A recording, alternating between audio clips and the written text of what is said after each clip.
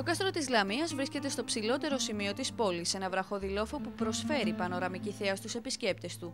Από εκεί ψηλά μπορεί να απολαύσει κανείς το θέαμα ολόκληρης της πόλης, της γραφικής κοιλάδας του Σπερχείου, τη μεγαλοπρέπεια της κορυφής του Καλλιδρόμου, αλλά και των δύσβατων πλαγιών της μυθικής Ήττης. Η Ακρόπολη ήταν τμήμα του αμυντικού συστήματος της αρχαίας πόλης. Η Λαμία, δηλαδή η σημερινή, είναι χτισμένη στα ερείπια της αρχαίας Λαμίας, τα οποία βρίσκουμε με τις ανασκαφές, τις οστικές κυρίως ανασκαφές, που διενεργούνται με αφορμή την οικοδόμηση των διαφόρων κτηρίων.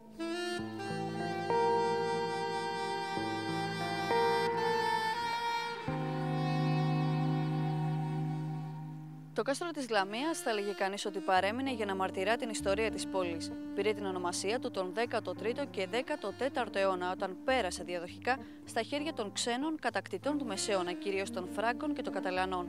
Το 1446 κατελήφθη οριστικά από τους Τούρκους, ενώ παρέμεινε στην κατοχή τους μέχρι την απελευθέρωση της Λαμίας, δηλαδή το 1833.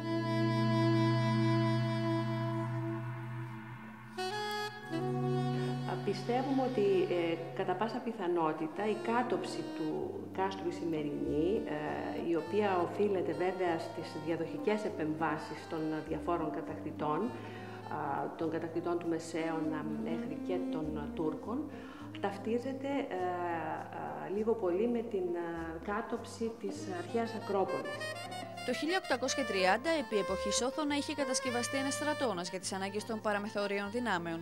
Τον χώρο αυτό τον χρησιμοποιούσαν για στρατιωτικούς σκοπούς μέχρι και τον Δεύτερο Παγκόσμιο Πόλεμο. Το 1994 όμως ο Οθωνικός στρατώνας αναπαλαιώθηκε και μετατράπηκε σε ένα αξιόλογο αρχαιολογικό μουσείο, το οποίο μπορούν να επισκεφθούν ακόμη και άτομα με κινητικά προβλήματα.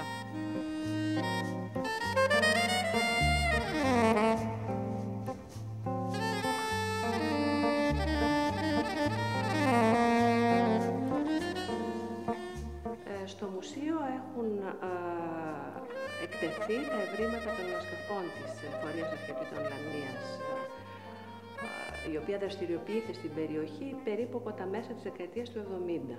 Όλα αυτά τα ευρήματα, τα οποία ήταν κρυμμένα, ας το πούμε, σε κάποιες αποθήκες για όλα τα χρόνια, είδαν ξανά το φως από το 1994.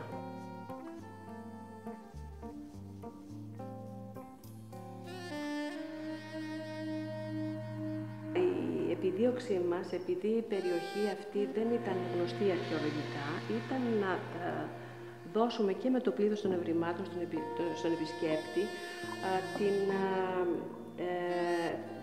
φυσιογνωμία της περιοχής, η οποία δεν έχει να επιδείξει βέβαια μοναδικά έργα τέχνης, εκτός από κάποιες εξαιρέσεις, αλλά έχει δώσει πάρα πολλά ευρήματα τα τελευταία χρόνια με τις ανασκαφές, τα οποία ξεκινούν από τους νεολιθικούς χρόνους και φτάνουν μέχρι τη Ρωμαϊκή εποχή.